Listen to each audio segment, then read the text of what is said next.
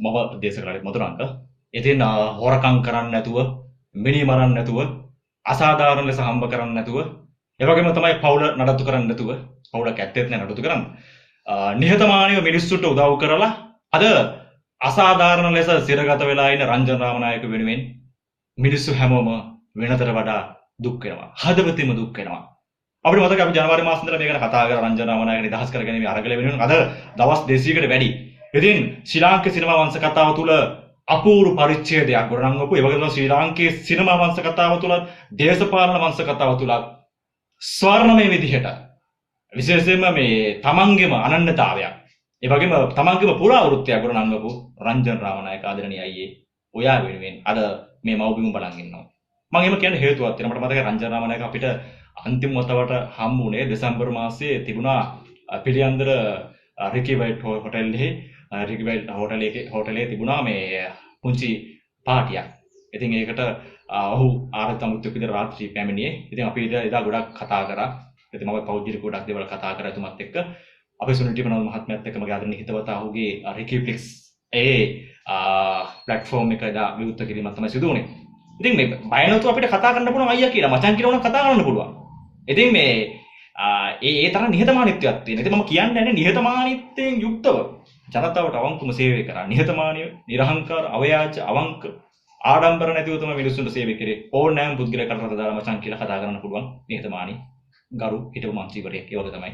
සරල මිනිස්සෙක් සහ මානව හිතවාදියෙක්. විජය කුමාර තුංගයන්ට ඒ සිදුවීම ඔහුට වෙන්න පුළුවන්. ඒ වගේම තමයි රටක් විදිහට අපිට රටකට වටින කලාකරුවෙක් රංජන් රාමනායක කියලා කියන්නේ. ඉතින් අපි නිස්සාරණ අධ්‍යාසයෙන් තමයි අපි ඔහු වෙනුවෙන් වෙන්නේ ඉන්නේ. තරුණයෙක් විදිහට, ඒ වගේම නවක කලාකරුවෙක් විදිහට සහ ගුරුවරයෙක් විදිහට අපි එදත් කතා කරා ඔහු වෙනුවෙන්, අදත් කතා කරනවා, හෙටත් කතා කරනවා. ඉතින් අපි ජනාධිපතිතුමාටත්, අගමැතිතුමාටත්, රයිනිකායක මහානායක හඳුනනට කාදිනතුමාට අපි මතක් කරන්නේ ගෞරවයෙන් ඉල්ලා සිටින්නේ ඔහු නිදහස් කරන්න විදිහට. නිදහස් කරන විදිහට කටයුතු සම්පාදනය කරන්න, ඔහු නිදහස් කරන්න ලෙස අපි සියලු දෙනා එකතු වෙලා කතා කරන්නේ. මොකද කාලීන අවශ්‍යතාවයක්. ඔහුගේ හඬ, ඔහුගේ පෞරුෂය, ඔහුගේ කටයුතු අද රටට අනිවාර්යයෙන්ම අවශ්‍යයි. මොකද මට මතකයි පහුගිය කාලේ ගම්පහ දිස්ත්‍රික්කය කේන්ද්‍ර කරගෙන විශාල සමාජ සේවා කටයුතු විශාල ප්‍රමාණයක් සිදු වුණා. කලාකරුවන් සම්බන්ධ වුණා, චිත්‍රපට නිෂ්පාදකවරුන්, අධ්‍යක්ෂකවරුන් සම්බන්ධ වුණා. ඒ වගේම තමයි ඔහුගේ පෞද්ගලික කාර්ය මණ්ඩලය විශාල කාර්යයක් මේ වෙලාව සිදු කරයි. එදා එවකට අද එහෙම දෙයක් දකින්න හම්බෙන්නේ නැහැ වෙන කිසිම පුද්ගලයෙක්. මම දේශපාලන ගැන කතා කරන්න කැමති නැහැ. දේශපාලන ගැන කතා කරුවොත් මම කැමති මට පුළුවන් මේ දවසම කතා කරන්න. ඒ තරම් මට කරුණු තියෙනවා. නමුත් දේශපාලන ගැන මම කතා කරන්න කැමති නැහැ. මම රංජන් රාමනායක ගැන කතා කරනවා නම් ඇත්තටම ඔහු වැරද්දක් කරලා ඇති. ඒක සාධාරණයි. වැරද්දක් කරොත් දඬුවම් විඳින්න ඕනේ. හැබැයි දැන් අපි නිකන් හිතන්නකෝ දැන් එතුමා කරපු වැරද්ද අපි නිවෘත්ති කරන්න යන්නේ නැහැ. වැරදි ඇති. උසාවියෙන් ශ්‍රේෂ්ඨාධිකරණ විවේචනය කරන්න යන්නේ නැහැ. හැබැයි දඬුවමක් වින්දානේ. ඊට වඩා වැරදි කරන මිනිස්සු මොකද කරන්නේ? ඊට වඩා වැරදි කරන මිනිස්සු එළියේ ඉන්නවනේ. පාර්ලිමේන්තුවේ ඉන්නවනේ. දැන් පාර්ලිමේන්තුව 225 නිවැරදිද? දූෂණ කරන මිනිස්සු නැද්ද? අල්ලස් කරන මිනිස්සු නැද්ද? හොරකම් කරන මිනිස්සු නැද්ද? එතකොට මේ මිනිමරු මිනිස්සු නැද්ද? පාසු පෙරහැර සම්බන්ධ චෝදිතෝ නැද්ද? ඉන්නවා. අපි රංජන් රාමනායක වරදක් කරේ නැහැ කියලා අපි කියන්නේ නැහැ. වරදක් කරන්නේ නැති. හැබැයි මේ ප්‍රමාණවත් දවස් 200කට වැඩි. අපි ඉල්ලා හිටින්නේ මේ උසාවිය. එපම ජනාධිපතිතුමාගෙන් කරුණා කරලා මෙතකොට සුළු සහනයක් දෙන්න, සමාවක් දෙන්න. මොකද බරපතල වැඩසටහන තමයි මේ සිරගත කරලා තියෙන්නේ. අපි බුදුන් වහන්සේගේ දවස කතා කරනකොට අඟුලිමාල මිනිමරුවේ 999ක් මරලා තියෙනවා. හැබැයි අඟුලිමාල එකපාරම ගල් ගහන්න තියලා මැරුවොත් එහෙනම් මොකද වෙන්නේ? අඟුලිමාලට දඬුවමක් දුන්නොත් එහෙම ඒකට හිටිය රජතුමා මොකද වෙන්නේ?